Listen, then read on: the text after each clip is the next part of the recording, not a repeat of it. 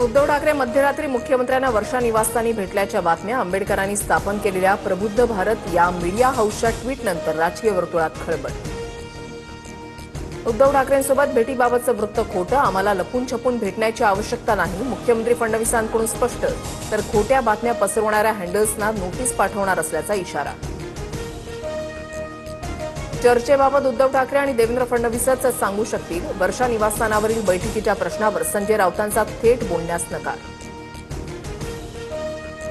खासदार संजय जाधव उद्धव ठाकरेंची साथ सोडणार असल्याची चर्चा. परभणीसह मातोश्रीवरील बैठकीतही जाधवांची अनुपस्थिती. अनेक जण आमच्या संपर्कात. योग्य वेळी ऑपरेशन टायगर होईल. त्या दिवशी महाराष्ट्रामध्ये राजकीय भूकंप होईल. मंत्री संजय शिरसाटांचा दावा. पुण्यात सुनेत्रा पवारांचे भावी मुख्यमंत्री म्हणून बॅनर झळकले. मार्केट यार्ड परिसरामध्ये झळकलेल्या फ्लेक्समुळे राजकीय चर्चा. राज्याच्या पहिल्या महिला भावी मुख्यमंत्री सुनेत्रा वहिनी पवार असा बॅनरवर आशय.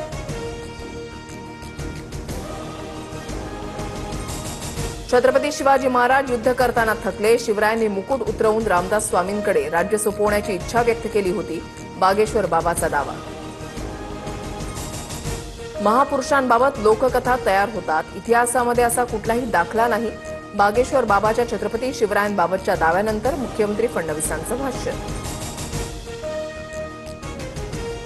धीरेंद्र शास्त्रीकडून छत्रपतींच्या पराक्रमाचा अवमान. या भोंदू बाबाला अटक झालीच पाहिजे. काँग्रेसचे नेते विजय वडेट्टीवारांची ट्विट करत मागणी. मुंबई महाराष्ट्रामध्ये मराठीचा आग्रह चुकीचा नाही. मराठी येत नसणाऱ्या रिक्षा टॅक्सी चालकांना मराठी शिकवू. यावरून वाद नको. मुख्यमंत्री फडणवीसांकडून भूमिका स्पष्ट. मराठी शिकायला रिक्षा टॅक्सी चालकांना अडचण नाही. मग संजय निरुपमांना का? संदीप देशपांडेंचा सवाल. तर मराठी भाषेला विरोध नाही. फक्त रिक्षा चालकांचा परवाना रद्द करू नका. निरुपम यांची भूमिका. शिवाजी कोण होता पुस्तक छापून 40 वर्ष. आता वाद कशाला? अशा पद्धतीनं शिवराळ भाषा वापरणं योग्य नाहीच. मुख्यमंत्री फडणवीसांनी संजय गायकवाडांना सुनावलं.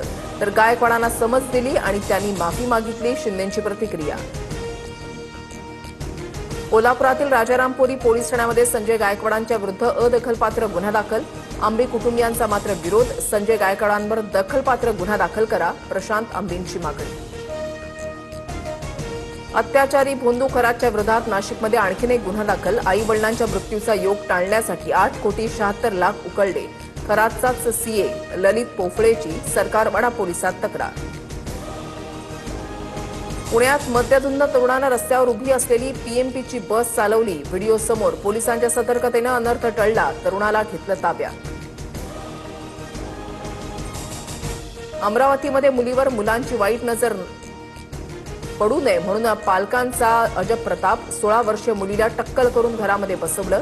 मुलीच्या तक्रारीवरून वरुड पोलिसात आई वडिलांवर गुन्हा दाखल. पीडित मुलीची बालगृहामध्ये रवानगी. विदर्भात उष्णतेची तीव्रता कायम. अकोला अमरावतीचं तापमान 45 अंशांवर तर नागपूर गोंदिया 44 अंश सेल्सिअस तापमानासह दुसऱ्या स्थानी. येत्या काही दिवसात तापमान आणखी वाढण्याची शक्यता.